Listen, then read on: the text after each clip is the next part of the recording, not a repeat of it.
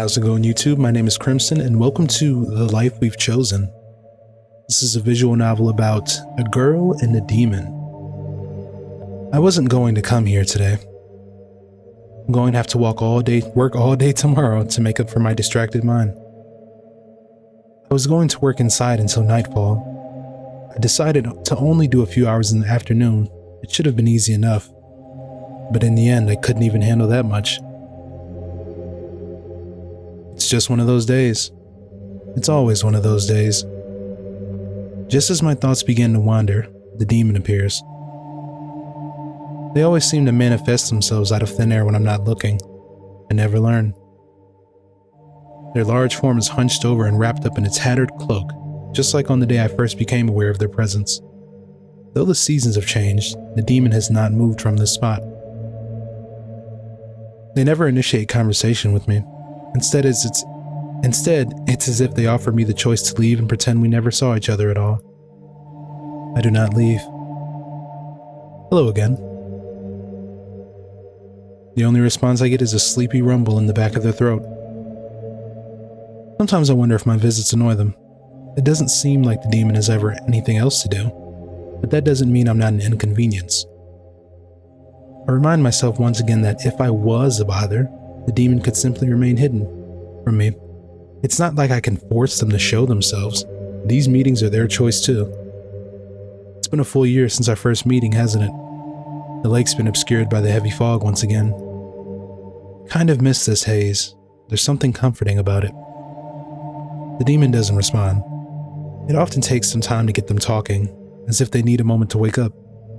Or perhaps they're simply taking their time deciding whether the conversation is worth having in the first place. Are you cold? After a calculated pause, the demon draws a raspy breath. Their deep voice reverberates somewhere in their chest with untapped potential. But still, the sound that comes out of their beak-like mouth is barely louder than a sigh. The weather does not harm me, human. You would be wise to redirect your concerns. I have an extra blanket I could bring you. No.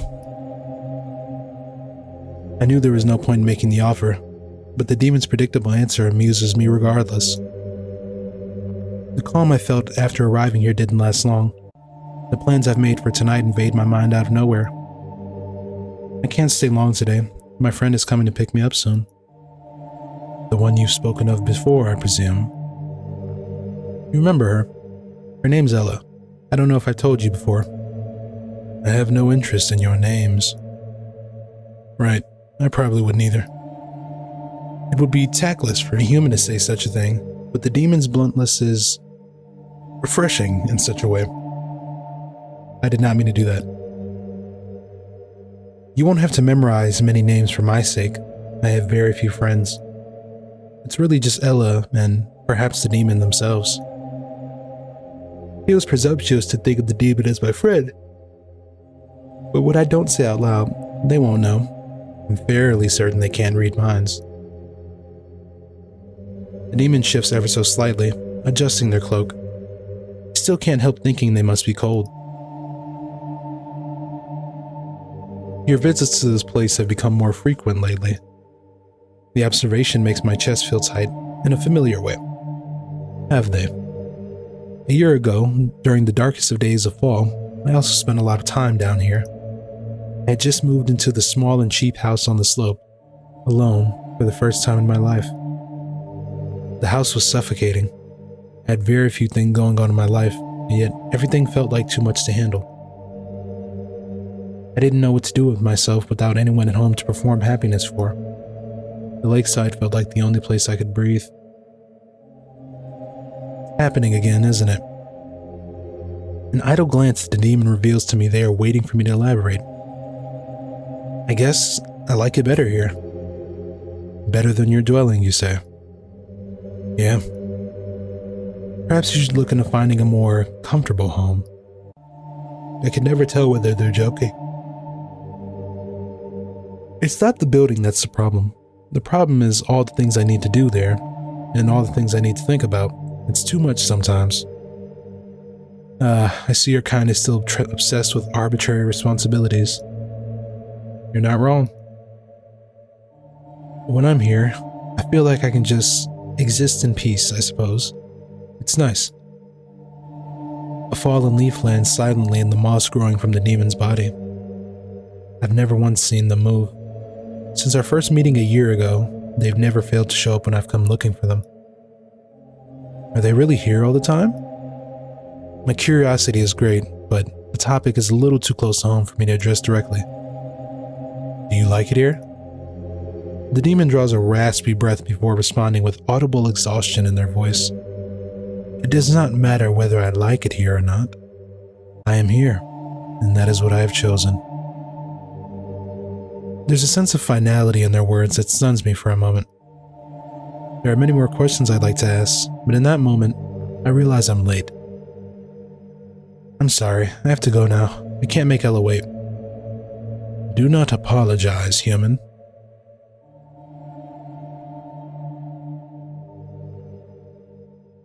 Human, do not apologize. Ooh, Ella. I catch Ella just as she's getting out of the car in my driveway. If I'd left just a moment earlier, I would have had time to go back inside and pretend I'd been there all day, but now it's too late. Hey, aren't you cold like that? Where's your jacket? I'm fine. Where's yours? Don't need one in the car, Dumbo. What were you doing in the woods? I was just about to ring your doorbell when I saw you. I make a panicked sound while I try to think of what to say. I forget to come up with an excuse. I ran into someone. Who, a neighbor? Kind of. Who was it? I hesitate. I hate lying, but I still need more time. When I tell her about the demon, I'll have to do it the right way. I feel terrible for lying to her once again, but I just don't have the courage today. It was just someone from the area. I don't know where they live. Ella makes that face but tells me a lecture is coming. Don't you remember what Miss Bailey taught us in first grade? Don't talk to strangers, especially not in scary places at night after dark. We're not children. No, but you live alone. Who's going to help you if something happens to you? She knows I don't have an answer to her question, although she's asked it many times. I shrug in defeat. Well, I'm sure you remember I've got a spare room at my place if you ever need it. How could I forget when she reminds me about it every few months? Thanks, but I'm fine. I just worry about you. You know that. Ella bites her lip to appear endearing. Although I know it's a trick, I have to admit, it kinda works. After making sure I saw her display, Ella puts on a peppy face, seemingly satisfied with having guilt-tripped me out of arguing back. Anyway, let's go, shall we? We can't have you running out of canned soup again. We get in the car.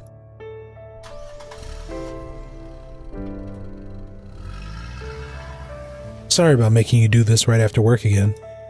No, I'm kinda glad. It's good for me to see friends now that things are over with Elijah. They are? Ella doesn't even try to hide the bitter disdain in her voice. Didn't I tell you? He doesn't want to make the move into a crappy little town like this. His words like mine. I hadn't realized it was that serious. I feel slow for not having made the connection on my own. A better friend would see the signs. Anyway, it's for the best. We'd have gotten married and we would have been Ella and Elijah forever. Can you imagine Ella and Elijah? Just sounds wrong, doesn't it? I guess. You, on the other hand, have a super rad last name. Maybe we should get hitched. Haha, you're queerbaiting. We were in middle school. I would have blushed at a joke like that. I would have kept thinking about it for weeks, trying to decipher whether there might have been some genuine interest hidden in it. Now, however, we're older. But then you would have to deal with me every day. You don't want that. Hey, don't pretend you don't know everything about me. Don't pretend you know. The beat gets sexy. French toast sticks. It became dark outside while we did our shopping. I should be good for another 2 weeks. As I'm loading my groceries into the trunk, I catch Ella watching me from the corner of my eye. What? Did you know Sally owns the hair salon now? Her boss left and went back to school for a second degree. So it was my neglected hair that caught her attention, figures. Oh, good for her. I was thinking we could see her sometime. You haven't seen her in a while, have you? It'd be fun just to show up randomly at her workplace someday. Maybe, I don't know. Wouldn't that be kinda rude? What? No, she'd be happy, I'm sure.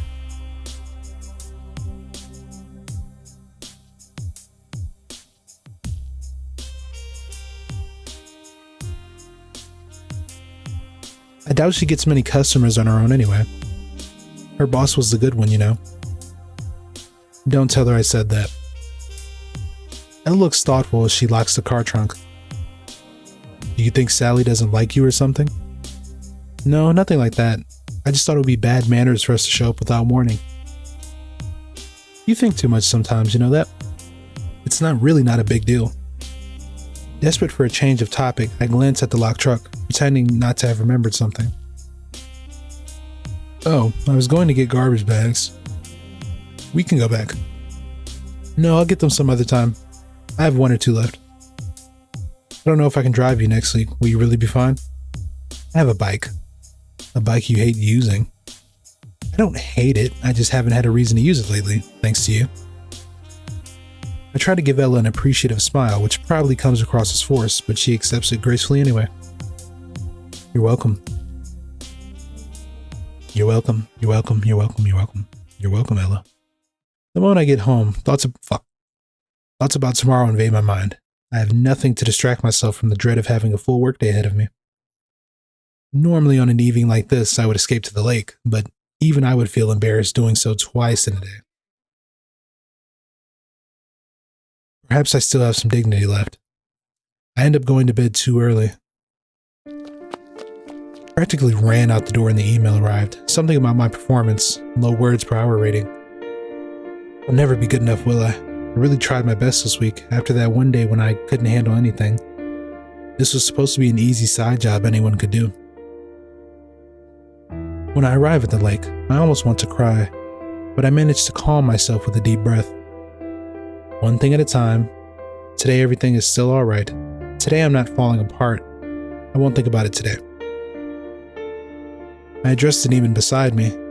There's something else on my mind. An idea that began forming a few days ago now. An idea that could take a lot of pressure off me. Can I bring Ella to meet you? Only after I've asked the question do I realize I'm not sure if I ever greeted the demon properly today. My obsession with the idea may have overridden my manners.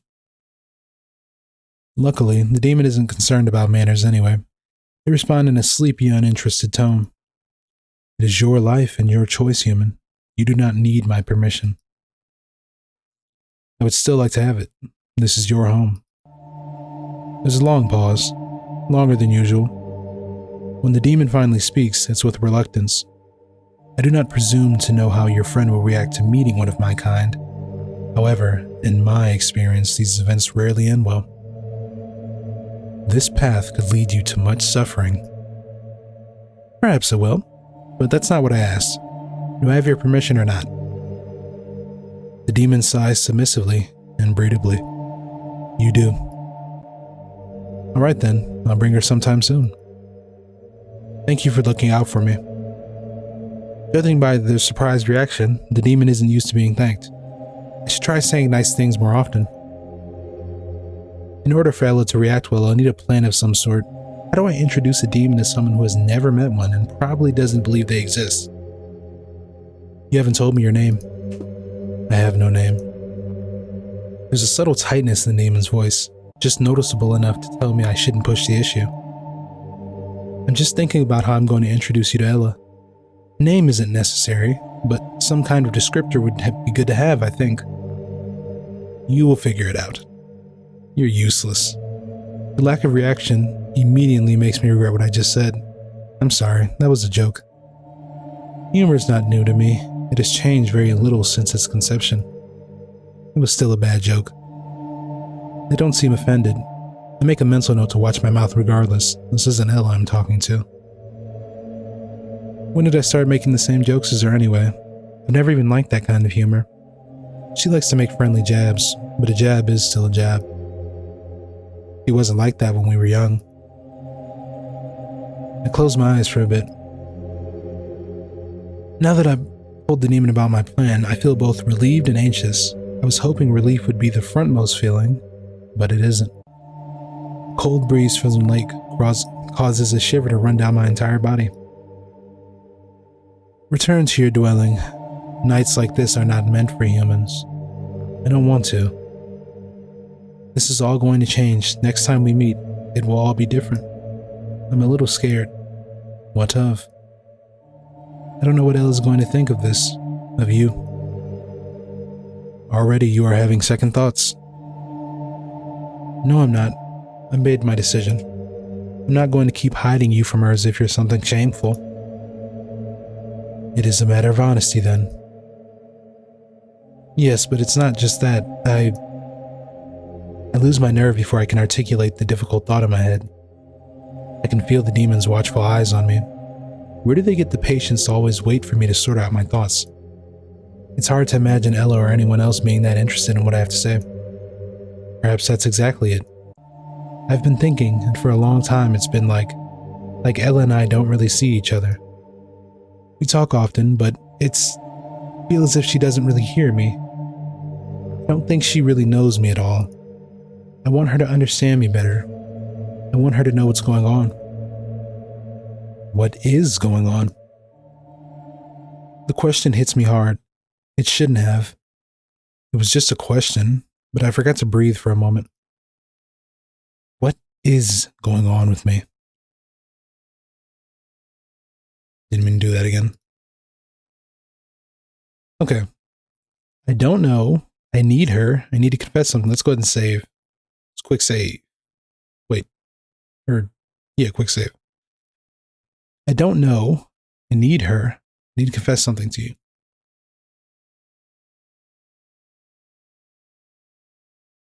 We'll confess. I say that although I'm not sure how to word my confession. The demon sits still as ever, but there is something off about them. Looking in their eyes, I see an emotion I can't quite name. But I can't help thinking it looks a lot like sorrow. Why? I'm sorry. Should I not? The demon breathes in, seemingly deeper than usual. It is not that I don't wish to hear what you have to say. It is that the timing is precarious. There are enough variables in there as is. I fear having this conversation now would only complicate things. It seems they've understood my meaning, although I'm not entirely sure what I was going to say myself. I understand then. Another time. Another time. We fall back into a shared silence, although we both know there is something in it we are both ignoring. It feels odd, but I trust the demon's judgment better than I trust my own. Although the night is still young, a wave of drowsiness sweeps over me. I could almost fall asleep standing up. The demon's silent presence is an immense source of comfort. It would be so easy to lie down and sleep right here, knowing they'd be watching over me. It's a selfish desire. Although I'm not bold enough to act on it, the thought brings me solace. A gentle nudge on my left shoulder. It wasn't warm or cold, it's as if it wasn't there at all. But I know I felt it. I looked up, a little embarrassed, and the demon returns my gaze with the same hard to read as always. Their voice, however, is soft. Return to your dwelling. Please. Although I'd prefer to cling to this moment a little longer, I can't deny the appeal of their recommendation.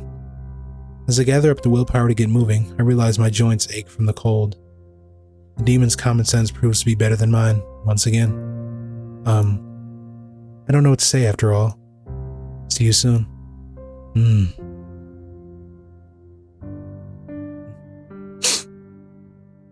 See you very soon.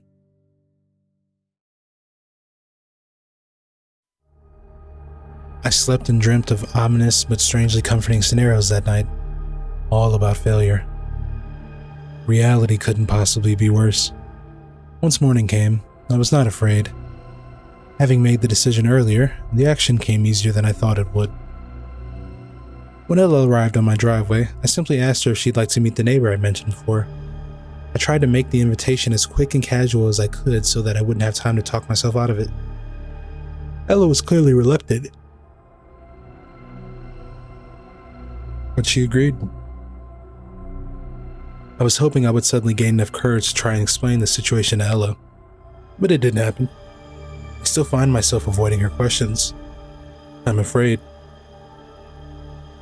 The only way I can be honest with her is by taking her to see the demon with her own eyes.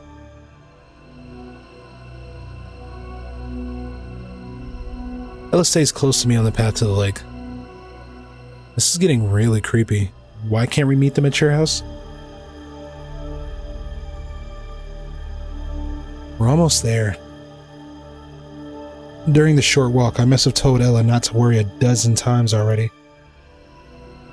We begin the descent down to the lake. The demon is there, waiting for us as they promised. They must have sensed our approach. I turn to Ella.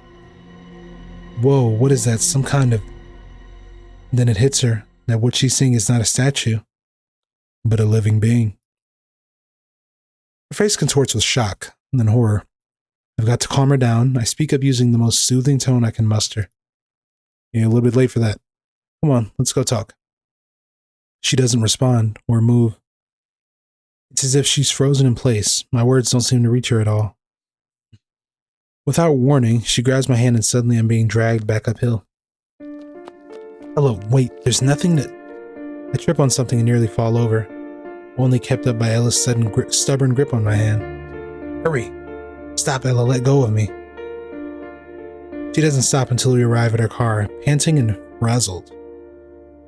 My shoulder is in pain from getting yanked around so violently. I'm so angry and humiliated. I can feel the sting of tears behind my eyes.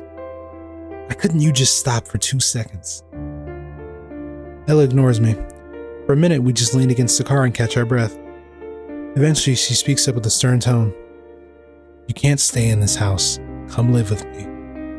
This again? Now? You're joking, right? I'm serious. Let's get you out of that house. Please. You have to get out. She's overreacting. This is even worse than I thought possible.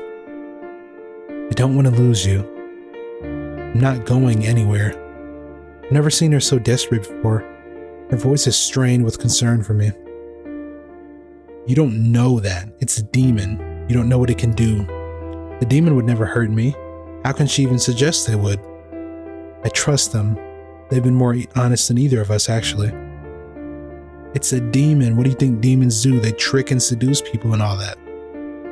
Since when have you cared about stories like that? You decide to start caring just now? She breathes heavily. I realize I'm doing the same. How did it come to this? We've never fought before, not like this. She breathes heavily. I realize I'm doing the same. Oh wait, with every breath, I regret this night more and more. I've ruined everything. It's manipulating you. I don't think so. That's really nice, but how can you know? How do you know it's not going to hurt you?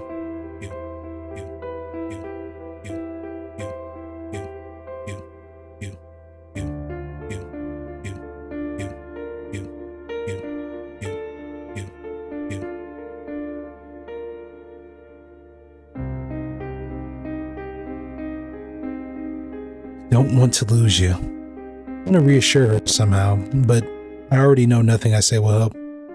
She's not going to understand what the demon means to me. I try to blink back the tears, but it's useless. This is all useless. Ella. She's very close. My heart begins pounding again, but the catalyst is not fury this time.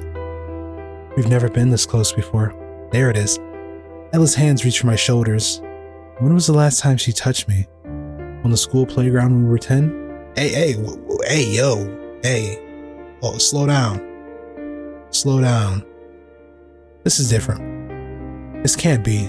No, she wouldn't. Would she? There's no way. She's not interested in me. She's never returned my feelings. My feelings. I don't even know what I feel anymore. It's all messed up. I'm so tired of trying to make sense of all this. Maybe if I just let Ella guide me. Quick save. Okay. Shall I let Ella guide me?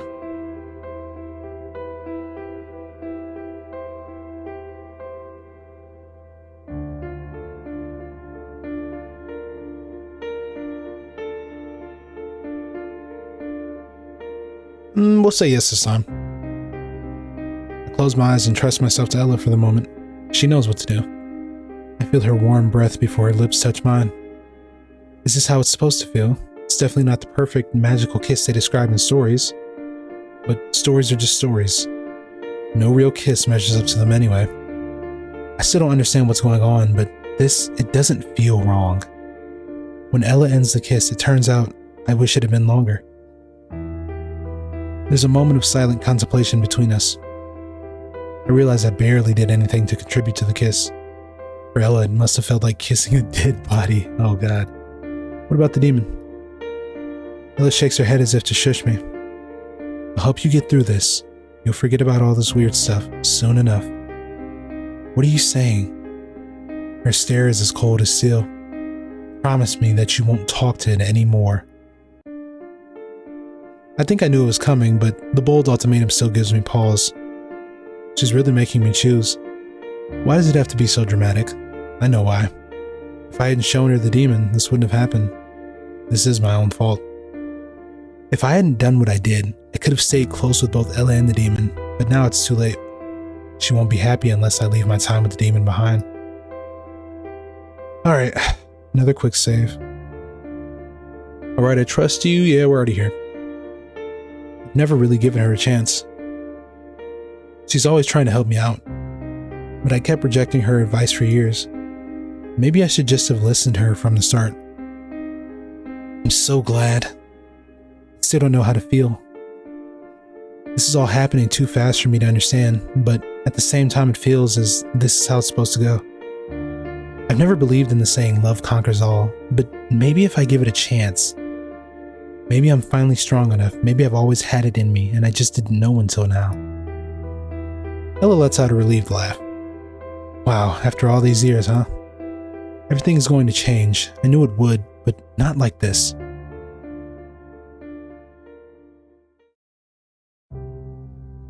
It's been 3 years now. It's been 3 years, and she still comes home every day wearing the same smile she's always had.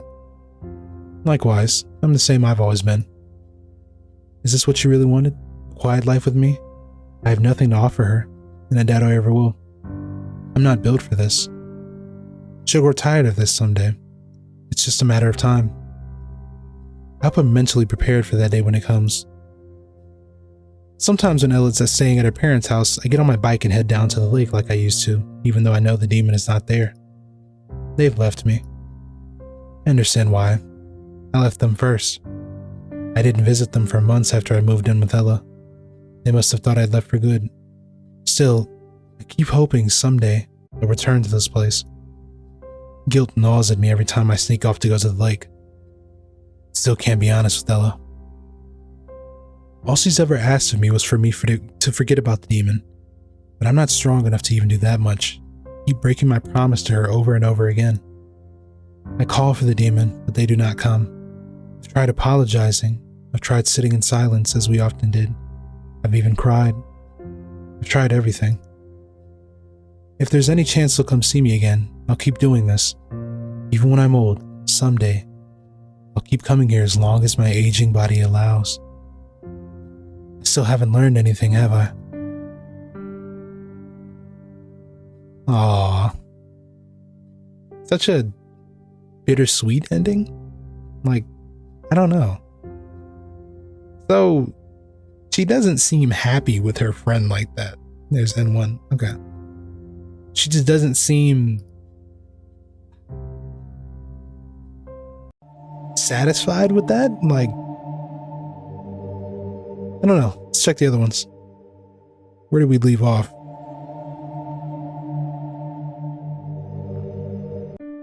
Okay. No, I won't leave them, right? Yeah. No, I won't leave them. What? They've become very important to me. I'm not going to abandon them now. Listen to yourself. Can't you see you're being manipulated? Can you stop pretending you know anything about them? You didn't even give them a chance. I can't. She opens and closes her mouth before sighing in frustration. This is just so crazy. I'm crazy, she means. Even after seeing the demon with her own eyes, she still thinks I'm crazy and useless and broken. I think I'm gonna go home. Good. Batman-esque good. I responded without thinking, but I don't regret it despite Ella's hurt expression. I want her to leave. She waits a few seconds before getting in the car. I bet she wants me to beg her to stay. I won't give her the satisfaction.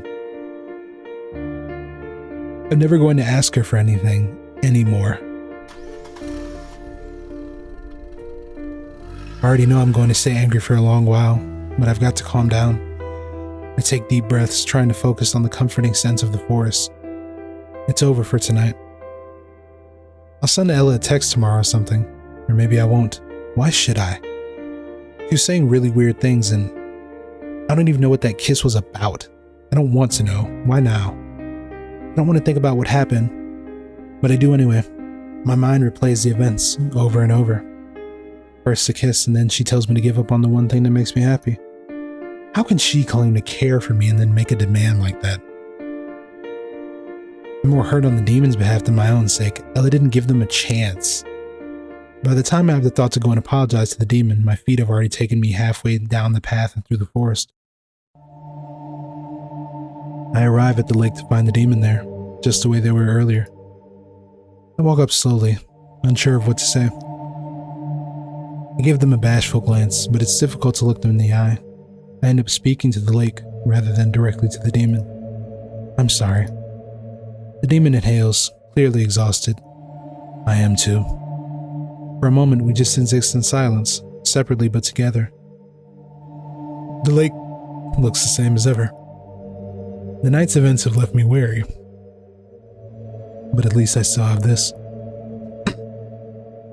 Is your relationship with the red-haired one mended? No, she said some things that hurt me a lot. I'm finding I don't really want to talk about it. I didn't come here to lament the loss of a friendship that has been causing me stress and joy for years. I'm sorry to hear that. It's not your fault. I think this would have happened sooner or later. Regardless, I'll grieve later. To be honest, I feel better. I was under the impression she was a beloved friend of yours. I thought so too, but it seems that was my biggest mistake. I think I'll be better off without her. The familiar lakeside and the demon's presence have calmed my nerves in mere minutes. I can breathe again. The pale gray lake ripples softly. Ella has no place here. I should have known she wouldn't understand. It's just the demon and I, and I'm at peace with that. Suddenly, something changes. The ground beneath my feet shifts a little, or perhaps the entire forest does. The demon is moving. Oh, nigga can fly. I stand up slowly, every ancient bone in their body snapping to their rightful place one by one to make the motion possible. Terrifying sound echoes through the forest. Somehow the demon doesn't seem to be in pain. Their face looks the same as ever. They must have done this before. Repairing their broken body seems to be only a matter of will to them. The little twigs that once rested on their stationary form have fallen off, and there are even feathers? The demon's cloak falls off their shoulders, revealing the torn remains of a pair of wings. Countless dark feathers flutter to the ground, twisted and lifeless. There's something viscerally familiar about the sight that makes me nearly tear up on the spot. I understand, I would say, if I could bring myself to speak. Even while standing on 2 feet, the demon appears hunched over. They look terribly old, weighed down by a millennia of pain and indifference. I feel an overwhelming desire to take their hand and steady them like one would do for a frail grandmother, but I know I am far too small to support them. Is it time, then? Their voice is distant. I never realized just how softly they speak. Time for what? My departure. What? I feel as if I'd swallowed an icicle. They're thinking of leaving? But this is your home, isn't it? It has been, for a long time. Do not feel sad. I will find another. Why now? The demon avoids eye contact with me. They speak once again in that calculated tone that leaves me feeling disconnected. When a human, a temporary being, desires to grow, it is only right that my kind make room for them. I will move for you, if that is what you desire. I didn't ask for this. They didn't have to do this for me. I never asked them for anything, but regardless, I've become a burden again. I never said I want you to leave. As if caught off guard by my broken voice, the demon looks at me for a brief moment. They can't seem to hold eye contact, though, as they speak with a wavering tone. You've lost something dear to you tonight. Whether you admit it or not, this has occurred because of me. So what if it did? It was my fault too, and hers. Especially hers. My jaw clenches painfully. It's her fault the demon feels guilty. You will surely begin forging new relationships soon enough. When you do, it is for the best that I am not in your way. I don't want to believe their words, but they seem convinced. You really believe this is the right thing to do? Human lives are short. They are better spent with your own kind, not with old relics such as I. Don't you agree? Is this really how it's supposed to go? It doesn't feel right, but the demon does have an infinite amount of experience in the subject. They were right to warn me about introducing Ella to them. As well, I know nothing compared to them. The demon regards me with a soft gaze. Let us close this chapter. Oh, we got one more quick save. If you think it's for the best, or I'd like you to stay. We'll do this one first. A tangible sadness hangs in the air. There are things on my mind I've been waiting to tell the demon. Things I won't be able to say after they're gone. I should make their departure as painless as possible, but... Fine, another quick save. Fuck. We'll shut up the first time. Although there are many things I want to express while I still can, I hold them back. Speaking would only hurt us both. The demon knows this well. They face the lake without looking back. I close my eyes as the demon takes a step forward on the dry grass. Farewell, human. I wish you the best.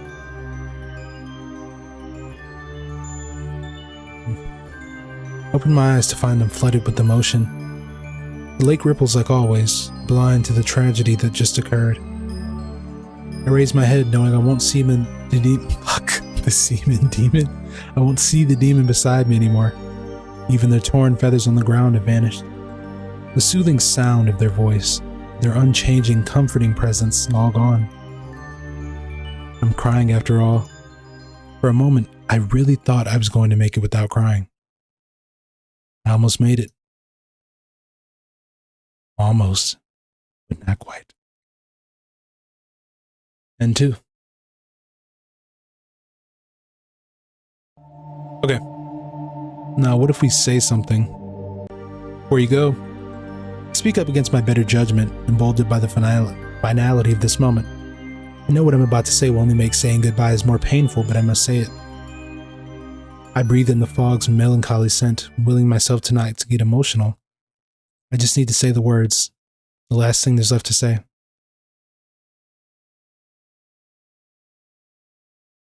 I love you. Time freezes as if I'd said nothing at all. The demon's eyes are unreadable, more so than before. I wonder if confessing to them was callous of me, but what's done is done.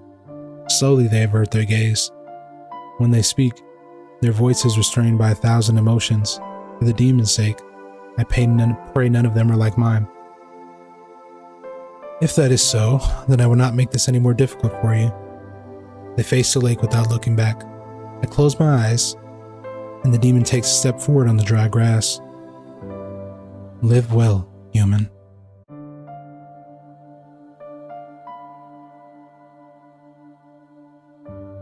Open my eyes to find them flooded with emotion. The lake ripples. Okay. She's crying. Nope. You cry in this ending too. So now we get to figure out how to make you stay. End two. Okay. So now we need to... I'd like you to stay. The demon doesn't say anything. They won't even look at me. But their held breath doesn't go unnoticed by me. I know they heard me. Speak up with more confidence this time. If you want to leave for your own reasons, I won't stop you. But I want you to know I'd miss you terribly. I'd rather you stayed. My departure would make your life easier, would it not? It is difficult to exist in two worlds simultaneously. You've expressed this sentiment yourself before. Yes, but I don't want an easy life. There are other things just as important. I just didn't know what to look for, or what I even wanted. I think we found someone worth hanging on to in you. You've become a part of my life, a part I really, really treasure. The demon gazes at the gray sky with empty eyes. Even nature itself is silent with tension. As if in slow motion, the demon collapses onto their knees. Before I know it, I've rushed to their side. You alright? They refuse to meet my eyes. This close, I can feel their cold, scentless breath all around me. The demon gathers her strength for a short moment before speaking in a sorrowful tone. I've been lying to you, human. I've presented to you an indifferent facade, but the truth is, I am afraid. For centuries, I have confined myself to this small corner of the planet, where I thought pain would not find me, but I've come to realize yet again there is no escape from it. Were I to leave now, my core would still ache each time you cross my mind. You've left your mark. You would become another human in my memories whose life I made worse, another human who I made suffer, another life I ruined. You haven't ruined anything. I trail off as I realize the demon wasn't done speaking. And if I stay, someday, far too soon, I will lose you regardless. I think I knew. It hurts to be an undying entity on Earth surrounded by beings who can never stay with you for long. I knew, but I put them in the exact position they were trying to escape. I'm sorry. If I'd understood sooner, I wouldn't have pushed my company onto you. I'm sorry for that. The blame is entirely mine, human. Do you regret it? The time we've shared? The demon shakes their head suddenly. No. Every moment we've shared has made my existence a less lonely one, if only for a short time. I could never regret any of this. If you don't regret it, then isn't it worth it? Perhaps for me it is. However, your life is limited. By spending it with me, you will miss out on so much. I don't want to miss out on you. Know it now. This isn't wrong. It never was. It just had to be. I thought it had to be wrong because that's what everyone says. But I've come to realize I was just scared, as I always am. Wish I'd seen the truth sooner. I don't know how long I live, but I want to make the most of it, and I think the best version of my life includes you. A mournful sound makes its way out of the demon's throat, but they cannot bring themselves to speak. My own voice shakes as well. Can't promise I'll live very long, but I can promise I'll try. I'll try my best and I'll take damn good care of myself so that we have much time together as possible. The demon breaks into silent sobs. Air reverberates in their ribcage with every broken breath. I can only watch them as warm tears stream down my own face. There is no question, however. My heart still says, this is worth it. I speak although my voice is still thick with emotion. If I promise you that, will you stay with me? Rattling breath rose through the demon's lungs as they collect themselves.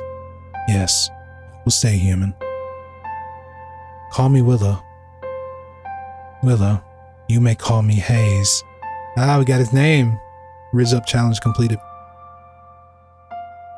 Willow and Hayes. Somehow we formed a habit of watching the sunset together every night, regardless of the season or weather. You'd think the routine would get old after a while, but it turns out every sunset is different from any other. Every quiet conversation we share in those moments is likewise unique.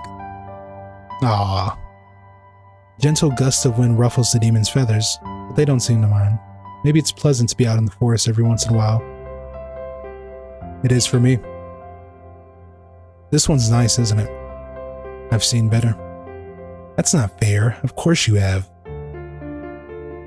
Hayes looks down at me with a soft but melancholy look in their eyes. I regret you won't be able to see the full range of beauty this planet has to offer. You would enjoy those sights more than I will. I sense the immense sadness behind their words, but I won't let them dwell on it to an evening like this. Haven't you heard? Beauty is subjective. If I say this is the most beautiful sunset ever in the history of the Earth, you can't prove me wrong. Hayes almost chuckles. One day I'll get to hear what their laugh sounds like. Perhaps this is the most beautiful one then. It's an odd feeling knowing Hayes might be here watching these same sunsets 1,000 years after my own existence has ended. I'll never likely fully comprehend what it's like to live for an eternity. I'm just human after all. Hayes has never asked me to be anything more. I put extra effort into my smile. Hayes, when I'm gone, watch the rest with someone else, alright? Hayes doesn't respond. I'll miss you, their eyes say. I know, but this year a feeling has been growing inside me. It's a confident and non-apologetic feeling. There's one thing I'm sure of, one thing that keeps me from succumbing to the hopelessness I used to center my life around. There are people out there who will love you, even if you don't. I don't know if Hayes believes me just yet, but as the sun begins to sink below the horizon, I'm certain they will. I'll make sure of it. I'm glad you asked me to stay. I can only smile. There's nothing else I needed to hear. We still have more sunsets left than I can count. Best ending, best ending, best ending, best ending, best ending. So you pretty much had to tell Ella to fuck off. So that's ending 3.